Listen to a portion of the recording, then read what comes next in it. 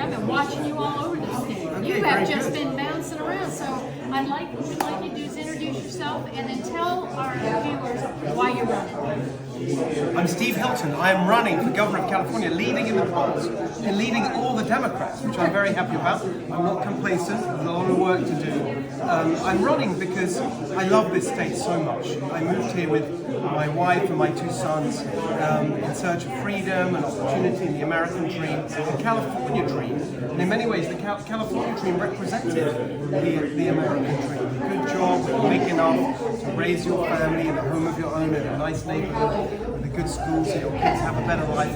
That's what California is, and it's just gone. But then when you got here, It's unbelievable, you know. Like, and actually, Well, I go back a step further. So my parents are Hungarian, and they were refugees from communism in Hungary. In fact, my stepfather literally ran through minefields and climbed barbed wire fences to get to freedom. And so I don't take that for granted.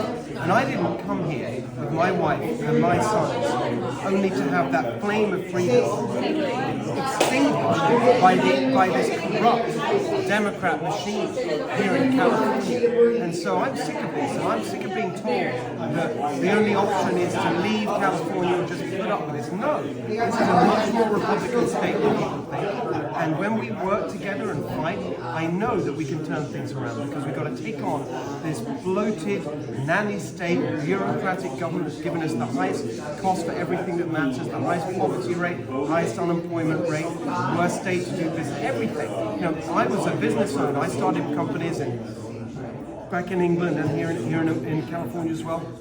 I've been a small business owner, run restaurants. You know, working people, small business has been crushed here in California. And I know what that feels like, and I'm sick of it. And we're going to fight back. That being said, sir, do you know anything about our delegation toll and roll? And Tell me. yeah. Okay, well, toll and roll, my question to you is, we've been in D.C., we have a bill on the floor with 26 different officers, Doge, Billie-Toll. We didn't take the problem, we took the remedy. What you just said, our bill actually takes care of. So at the end of this, I want you to shoot the code here, because we're going to follow up with you. Although you come to England and everything else, land is land. We know land is what we have to protect, correct? So my question to you is, as the governor of California, your duty is the oversight of the land, and property, which is also our children, our seniors, all of us. If you look up here to your left, you'll see Where is Joan Reed?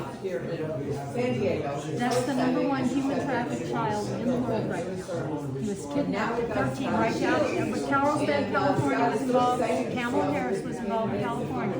California, Orange County, California is the hub of human trafficking in the world right now.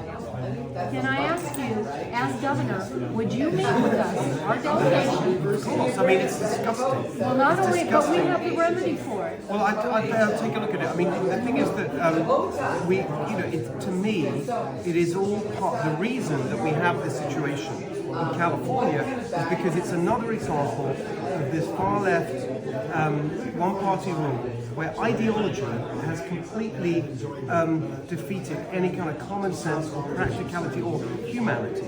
And all these laws that they've passed over the years, all driven by their extremist gender ideology and all this nonsense. Let me ask you a That's question, why it's because- that's why it's become such a kind of safe haven for all this, because everyone knows that in California the decency and the laws are not going to be enforced. Well, we know that throughout the country right now, which Yeah, but is it's why it's particularly bad here. Yes, it is, and that's why in California, our large cases, we came from California because of the foundational case in Orange County. That's why we're in D.C., because of all the people that came into it. So I want to hear from you. Yes, it's important, but how are would you? you reform? No.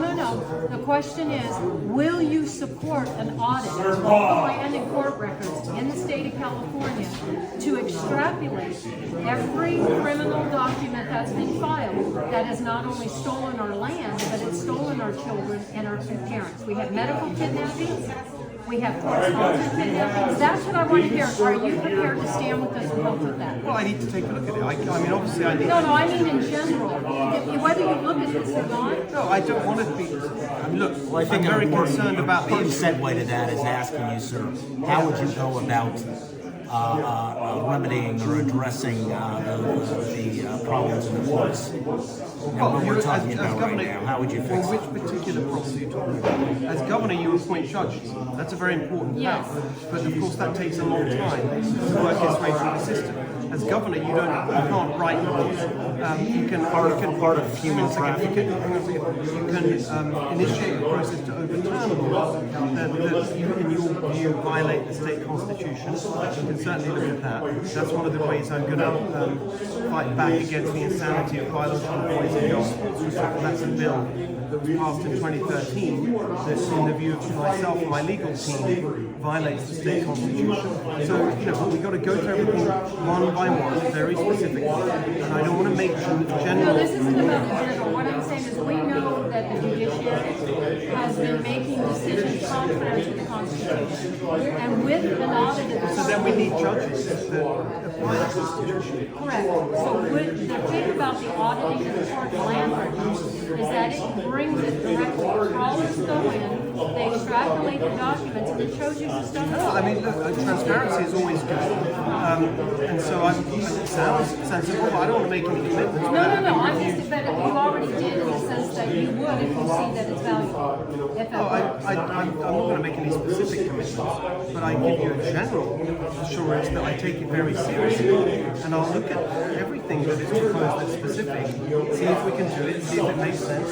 Of course, that's exactly right, but I don't want to get into making specific commitments when I haven't reviewed the issue in detail, or materials, or anything like that. So what is your view on judicial clearance? Well, because No, I mean, if you were to be able to think of it, if you thought about it or against it, you must have some things you thought about that you at home going, if they would just do this. my power is to appoint judges, so I've thought about that. Right. That's a very important part of the responsibility. What would be a of the question government. you would ask them?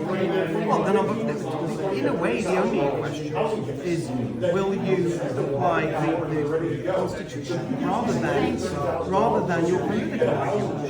Because you do know that a lot of us have found, because we're victims of the judicial warfare, we have found that when you go into the courts, they don't even let you speak the Constitution. No, and by the way, I've just been on the receiving end of it, just so that you know.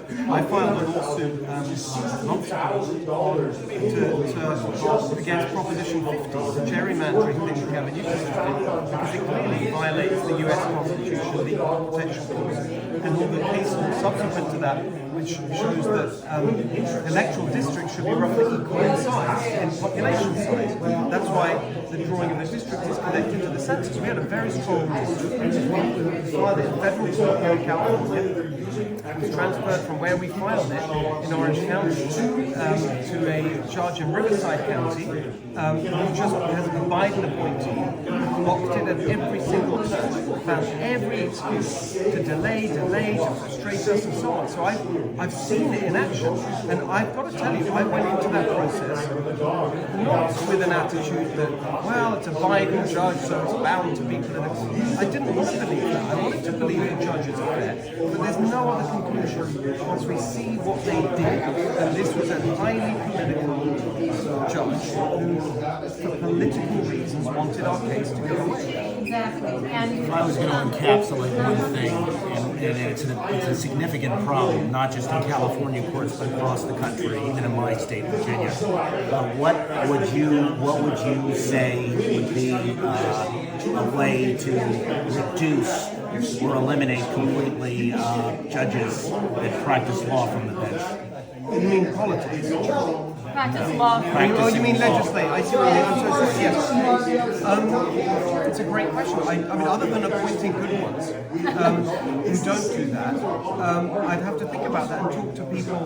I'm not a lawyer. As I said, I've seen it now in action. It's outrageous. And I kept asking my team, well, what can we do about this? This is outrageous.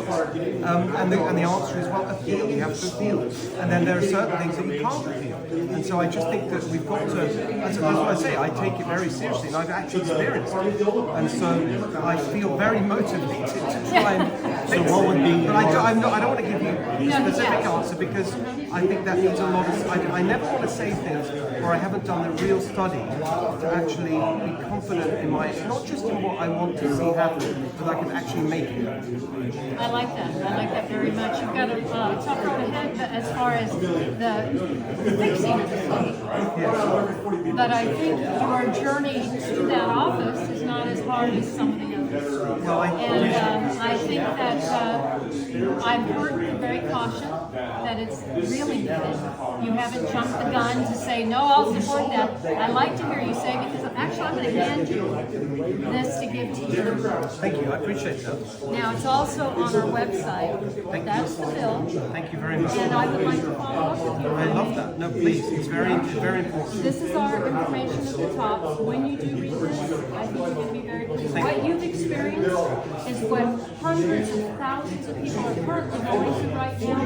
Matt lost a father because of a crooked judge. I lost everything I own right now to my tiny rights and my family's grant because of a judge that didn't do the right thing. So it's very important to us to have someone in that governor's seat that represents our property rights under the Northwest Ordinance and doesn't let judges do it, but requires the commissioners that are supposed to be in place to do it. So if you don't know the Northwest Ordinance, a lot of people don't, but it tells the governors they have the duty to protect our land rights. And that's what's very important. No, you know what? Thank you very much. Thank you. Thank